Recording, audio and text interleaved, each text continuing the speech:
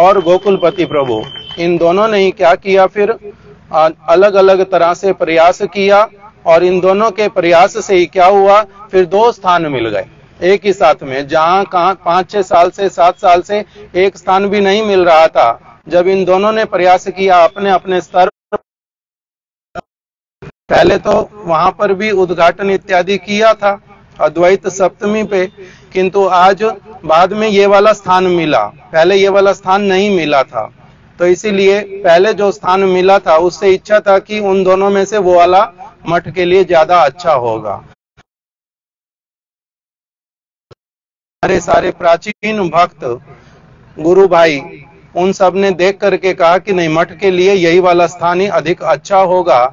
इसीलिए मठ का जो कार्य वो वाला यहीं पर प्रारंभ कर रहे हैं पहले, बाद में दूसरा कार्य जो दूसरा वाला स्थान जिस भी प्रकार से गुरु जी की सेवा के लिए उपयोग में आएगा उसको उस प्रकार से देखा जाएगा, जैसे वाला भी होगा। किंतु यहाँ पर कार्य प्रारंभ करेंगे। बीच में हमारे एक जो है दूसरा स्थान जो मिला था उसमें कुछ असुविधा आ गई थी और हम लोगों को बिल्कुल पता ही नहीं चल रहा था कि क्या होगा क्या नहीं होगा।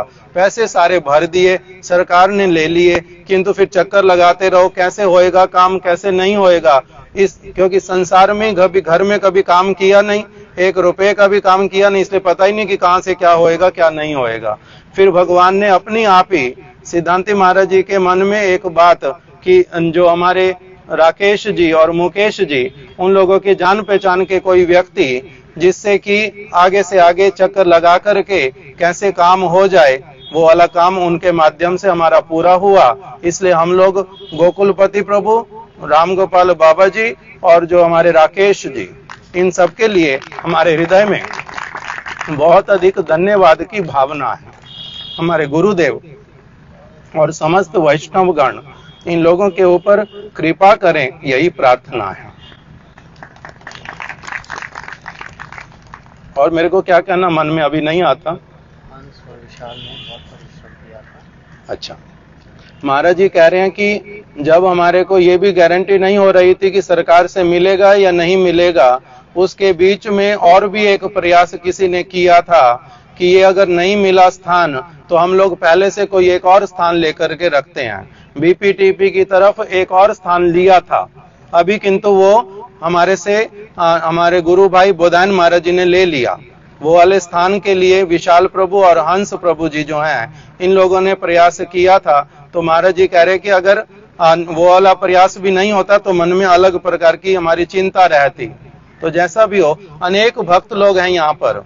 ये नाम तो केवल वो वाले जिनका की विशेष रोल रहा, किंतु हमारे बहुत सारे भक्त लोग यहाँ पर हैं जो सब समय के लिए हम लोगों को क्या करते हैं और राधा माधव जी के लिए, गुरुदेव के लिए सब प्रकार से सेवाएं करते रहते हैं।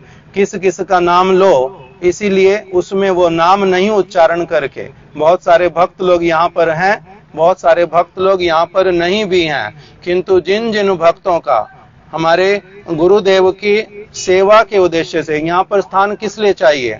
हम लोग पहले रहते थे, सिद्धांति महाराज रहते थे दिल्ली, मैं रहता था कहीं और पढ़ाई करने के लिए। बाद में फिर हम लोगों ने क्या किया, हरे कृष्ण हरे कृष्ण, तो हम लोग चले गए वृंदावन गुरु वैष्णवों की कृपा से। आप दे दीजिए, आप ही दे दीजिए। हम लोग वृंदावन पहुंच गए, फिर वृंदावन बहुत सालों तक ही रहे। अब फिर यहाँ पर किस लिए स्थान करना, गुरुदेव वृंदावन में रहते थे, दिल्ली में स्थान क्यों करना, और स्थानों पर क्यों स्थान करना। उस जहां पर भगवान के भक्त लोग रहते, हमारे गुरु वर्गों के विचार इत्यादि को स्वीकार करने के लिए इच्छा करते, उनके लिए सब समय वृंदावन इत्यादि जाकर के सेवा करना संभव होता नहीं। इसीलिए स्थान स्थान पर फिर क्या करते हैं, गुरुवर्ग शुद्ध भक्ति प्रचार केंद्र स्थापित करते हैं। उसी श्रृंखला में ही यहाँ पर भी ये वाले स्थान को क्या किया गया, संग्रह किया गया। इसीलिए वो जो उद्देश्य शुद्ध भक्ति का प्रचार, हम लोगों को अपने रहने के लिए स्थान नहीं चाहिए, स्थानों की कमी नहीं है। और यहाँ पर रह करके शहर में, एक शहर से गए फिर मरने के लिए फिर से किसी और शहर में आना, वो हम लोगों का उद्देश्य नहीं है। वो हमारे उद्देश्य नहीं है कि हम लोगों को अपने ठिकाने चाहिए रहने के लिए।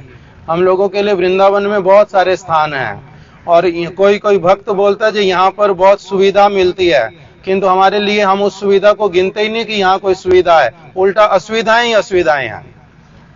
परिक्रमा वृंदावन में इच्छा हो परिक्रमा चले जाओ, नंदगांव चले जाओ, बरसाना चले जाओ, गोकुल चले जाओ, नंद और स्थानों पर गोवर्धन चले जाओ। यहाँ पर क्या है, वहां पर दर्शन करने के लिए चले जाओ। कितने सारे साधु लोग सब समय आते रहते, जमुना जी में स्नान करने जाओ, कभी कहीं कथा सुन लो, कितने कार्यक्रम होते रहते, सब समय उत्सव है वहां पर। किंतु यहाँ पर क्यों रहना है, केवल मात्र इसी उद्देश्य से ही। स्थान भी किस लिए, हमारे लिए नहीं, जो यहाँ के लोग हैं उनके लिए स्थान, कि उनके लिए ठाकुर जी और सेवा इत्यादि उत्सव इत्यादि यहाँ पर सब हों, उसी उद्देश्य से ही यहाँ पर स्थान।